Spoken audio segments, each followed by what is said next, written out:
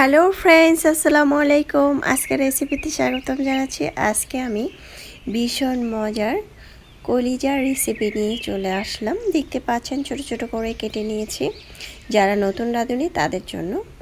তারপরে আমি এটাকে একটু ভাপ দিয়ে নিব। ভাপ দিয়ে লাল যে রক্তের পানিটা সেটাকে আমি ফেলে দিব। প্রায় 10 থেকে 15 মিনিটের মতো এটা সিদ্ধ করে এটাকে আমি খুব সুন্দরভাবে পরিষ্কার করে নিব। তারপরে চুলায় একটি প্যান বসিয়ে এখানে আমি তেল দিয়েছি প্রায় আধা কাপের মতো, 5 থেকে 6 টেবিল চামচ তেল দিয়েছি। তারপরে কিছু লবঙ্গ, এলাচ, দারচিনি, তেজপাতা দিয়ে দিলাম পরিমাণ মতো। দিয়ে একটু আমি তেলটা হালকা গরম করে দিয়েছি। এখন আমি একটু নেড়ে চেড়ে এটাকে হালকা ভেজে নেব, প্রায় 30 সেকেন্ডের মতো। একটু ভেজে নিলে খুব সুন্দর একটি ফ্লেভার আসবে। তারপর আমি এখানে দিয়ে দিব হচ্ছে পেঁয়াজ কুচি। পেঁয়াজ কুচিটা আমি এখানে দিয়েছি প্রায় 1 কাপের মতো, প্রায় 200 গ্রামের মতো।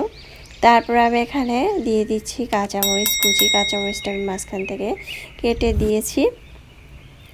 তারপরে আমি একটু পেঁয়াজটা খুব সুন্দর করে ভেজে নেব। এখানে 3 টেবিল চামচ লবণ দিয়ে আমি একটু পেঁয়াজটা নরম করে নিব। লবণ দিলে কিন্তু খুব সুন্দরভাবে পেঁয়াজটা একদম নরম হয়ে সিদ্ধ হয়ে যাবে।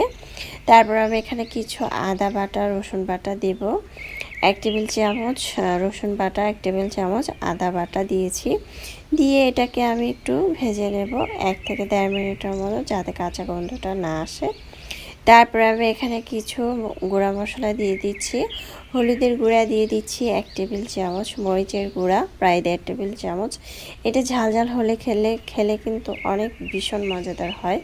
ঝাল ঝাল হলে খেতে অনেক মজাদার হয়। তারপরে জিরার গুঁড়া, ধনিয়ার গুঁড়া 1 টেবিল চামচ, 1.5 টেবিল চামচ পরিমাণ মতো, আপনারা আপনাদের পরিমাণ মতো দিবেন।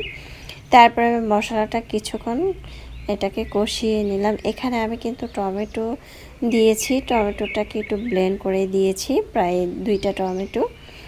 সাথে চাইলে কিন্তু কাঁচামরিচটা ব্লেন্ড করে নিতে পারেন, তাহলে কিন্তু অনেক ভালো হয়।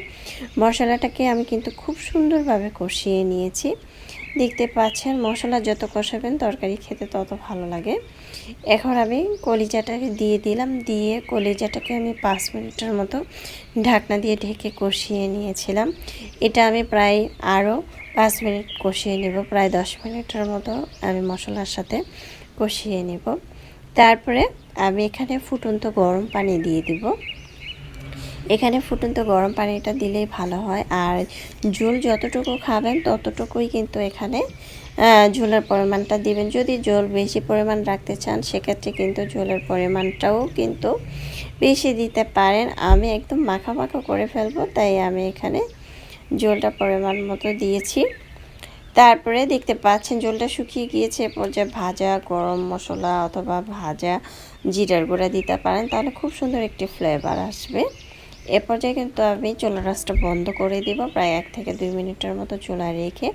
আশা করছি আজকের রেসিপিটা আপনাদের ভালো লেগেছে। ভালো লাগলে অবশ্যই চ্যানেলটি সাবস্ক্রাইব করে লাইক দিয়ে পাশে থাকবেন।